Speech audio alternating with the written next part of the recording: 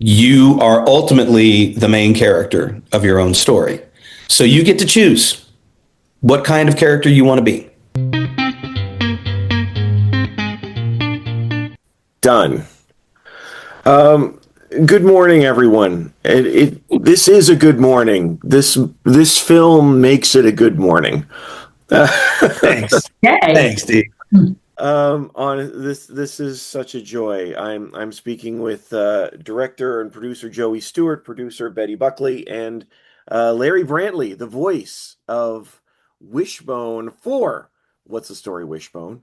And honestly, this is such a charming film, as the show was charming. But why bring Wishbone back and tell the story of these adventures together? Well, because Wishbone never went away. Over the course of our careers, it's the main project that everybody still brings up and wants to know more about when they find out we've worked on this. I've worked on dozens and dozens of movies and TV shows, and this is the one they want to hear about. So that's we got on. I was on a movie with Betty about 10 years ago, and we're just talking shop one day, and we both start talking about how that's what everybody talks to us about our careers about is Wishbone. So we just started talking, well, what can we do to bring it back? What can we do for the fans? We thought for a little while of trying to get the TV show back up and running, but that was a huge task. But we realized we're friends with 300 cast and crew member, and we stayed close with them over the years. And we said, well, we can get the band back together, make a documentary. We know we're good filmmakers. We can make a documentary, bring it to the world, and answer all these questions that fans and everybody have wanted to know for decades. It is wild that a show like this resonates so deeply. I think by the final tally, it's like 50 shows. Is it 50 or 60? 50. 50 shows. And a movie. And the movie, of course, and the movie. And yet here we are talking about it still. Is it 30 years? 30 years later. I would love to hear from you all about working on the show, because one of the words that comes up in this film when you talk about it is inexperience, but in a joyful way. Yeah. It's like nobody knew what they were doing, but we were having the best time doing it. Can you talk about that experience of working on a show like this? Yeah, well, I'd had a background in feature films, working as a production coordinator, and then I'd been taking skills that I observed from line producers and producers, and just had this fabulous opportunity. So it was just amazing to try to reach out to some really creative, wonderful people and put them together. And the excitement was, kind of palpable, especially once we found the dog. And then once we found the voice of the dog, and then we're like, okay, and then we got to some amazing art department, because we had to create 2 worlds every week. We had 14 carpenters and 12 painters. We had to turn it around. And so it was a big puzzle, but I think the passion of everybody involved, and Joey was really a master of schedule and making all that work. And Larry just liked to be a smartass and have a lot of fun. That is a true story. And generally, we had a lot of fun, even though we worked very hard, very hard. Mhm. Well, Larry, let's hear about you here, because we see in the film how it came to be, um, but Soccer certainly is Soccer. I think was the name of Yeah. the dog, right? Soccer is truly handles himself well on camera, but you're responsible for bringing his voice to life. So, what was that process like for you to be best known as the voice of Wishbone? Well, I had one mission once I got the job. And for me, I had a conversation early on with Rick Duffield, who I became very close to, and I'm still very close to this day. And he basically said, I don't want you to try to find the dog's voice. I want you to find the dog's personality. He said, I think that you did that in the audition. That's why you got the job. So it was never about trying to create a voice. It was about just being very true to what I saw Soccer do every day in terms of his personality.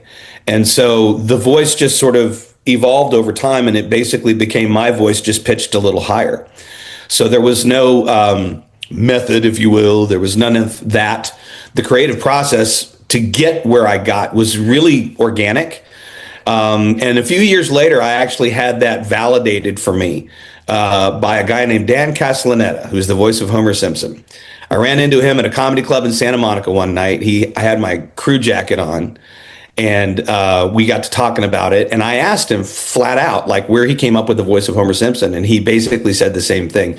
He initially patterned Homer's voice on the actor Walter Matthau, but he said the writing got so good so quick that it just evolved and very organically became its own thing. So once a guy like that gave me that validation, I figured I was on the right track. And then it was just a matter of staying true to the character. And we had the best showrunner in the business named Stephanie Simpson, who kept all of her writing team on point, with rules like we never write down to kids. There's always joy, even in the most difficult of circumstances. There's always joy. And we have to remember that when Wishbone goes in and plays his character, he's going to play him real. And there must be moments where he sort of, breaks the fourth wall and reminds everyone that there's joy. And so I give her a ton of credit for helping me to keep the character honest. Yeah. Was there a lot of improv? Like I imagine there must have been, because the dog, you can never really know what he's going to do. Yeah. So again, you've seen the screener, so you know what happened. I'm not going to spoil it for everybody, but so what happened in that moment, and that became sort of the template. When you do animation, you do the voice performances first, and then the animators work around what the voice actors have given them. This was completely different. This was not even me waiting to see what Soccer had done on camera a week later after they'd shot the thing. I was on set with everybody. And so we were working together in real time. And yeah, there were lots of opportunities where the dog did something interesting or cute or funny or even awkward, and it wasn't scripted, but it was a great shot. And the director wanted to keep it. And generally in the studio during the editing process is where I'd have the opportunity to try to do something with that. But it had to make sense in the scene, and it couldn't just be me grandstanding to be funny. It had to drive the story forward, or it had to enforce the nature of the character, right? Because he is a dog, and because he will be focused on something, but then he'll be like, did you see something shiny over there? So being able to capture those moments, I think was a big part of the dog's personality. And so, yeah, there were plenty of opportunities to do it. They didn't all turn out great. I'll be honest with you. Probably a lot of them ended up on the cutting room floor. But it was a lot of fun to do. And I knew I had nailed a magic moment in any episode when I would look through the glass in the recording studio at Rick Duffield, who sat in on every single voiceover that we did. And he was holding his head in his hands like this. If he was doing this, it means that was a good one. It means he was trying not to laugh really hard.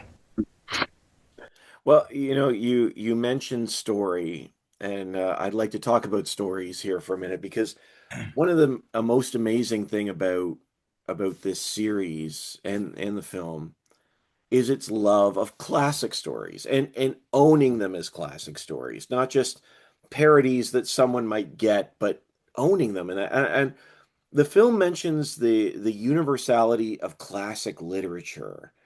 So for you all, what was most exciting about that, and what is it about these stories that still continue to resonate? Well, extracting the stories and making them and really kind of honing down to which stories we would choose was really came down to Stephanie. And it was a process of that whole creative team they put together between Rick and Stephanie and our researchers. But, a lot of those classic stories have these timeless themes that resonate today. And that's really what they looked at. And like said before, they didn't really shine. They didn't. Stephanie would not write down to kids, and it was a really amazing process, and it was I don't know. It was just a little bit of magic. Steve, what can I say? They just had a little bit of kismet, and and they love story. And Stephanie would sit there. She'd read every single book, and some of them would work, and some of them wouldn't. And then she'd work with her research team, and look at how we could, and could we adapt that book. Um, so yeah, we were really it was really kismet, I think, that it worked. It's just an incredible relationship too, and the film talks about the relationship between kids and parents in this one as well. Kids love the action, parents love the message.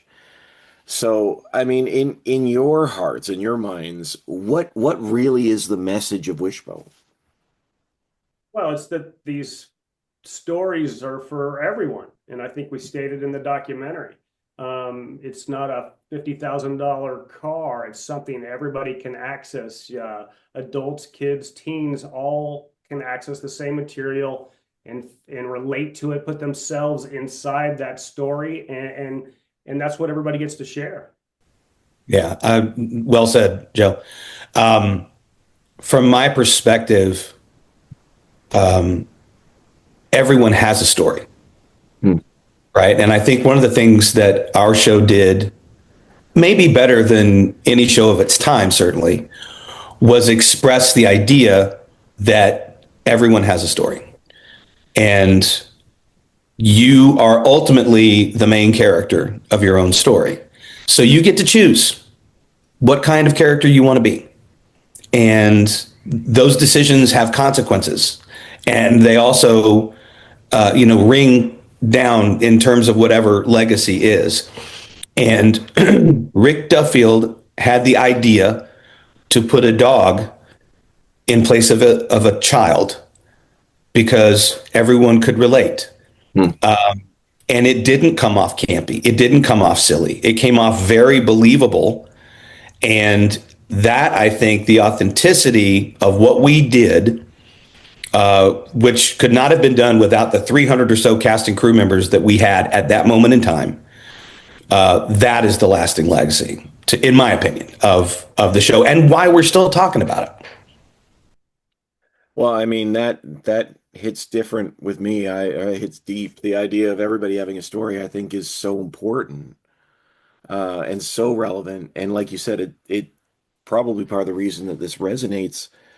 Um, Now, I need to ask about soccer. I mean, the film talks about how good he was on camera, but I mean, what set him apart? What made him unique?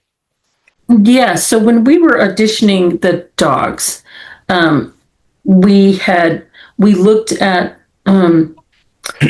a lot of dogs. And I think he was the last one. Yeah, he was the last one, I'm pretty sure. They gave me a chart that said the height of the dog, the weight of the dog, the level of sex of the dog, the level of training of the dog, all of that, and with a VHS tape. And I remember after the audition at the hotel, um, you know, going back through it. And when he did that flip, you know, it was like, oh my God, what is that? That is so cool. And it was really Rick's decision. And, but I was rooting for soccer. I just thought he was the bomb. And his attentiveness in his face. There was another one that Rick was considering, but by the time we flew back to Texas, yeah, he pretty much decided with soccer. Um, and aren't we lucky? He was a good boy. He Yeah. was. I admit this isn't. I don't know. This seems like a odd question to ask, but was it always intended to be a Jack Russell? Because I think that like they're notoriously great on film sets, I think, but I didn't know whether was it any dog will that works. Yeah, I will tell you, Rick was open-minded to any breed. So we looked at what was that Homeward Bound movies before we did the audition with the at the hotel with had plenty of grass because you had to move the dogs around. We went to see those dogs. So we looked at Chance and all those dogs. But Rick had a Jack Russell.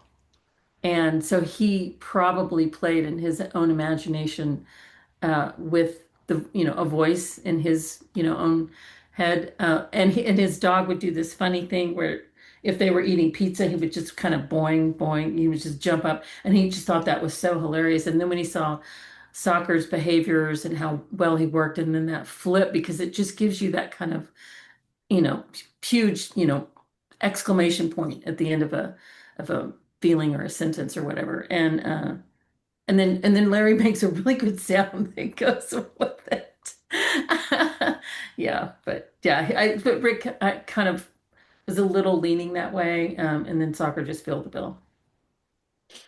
Soccer. Well, I mean, obviously, soccer is great, and the series was great. And I mean, I have to ask. I mean, Joey, you mentioned it at the beginning. Is this a show that could come back today, or is this just a product of its time?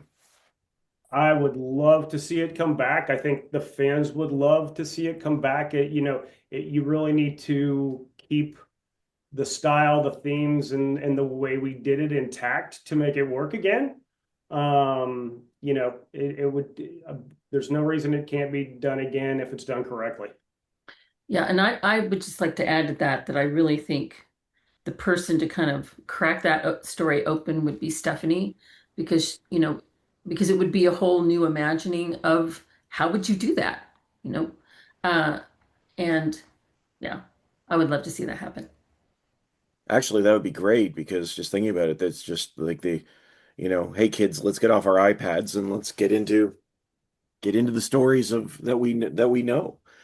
And Um, that's important that it doesn't become just a standard drama or a comedy. It really needs to be something that continues to teach kids about literature and teach a whole new generation to love books.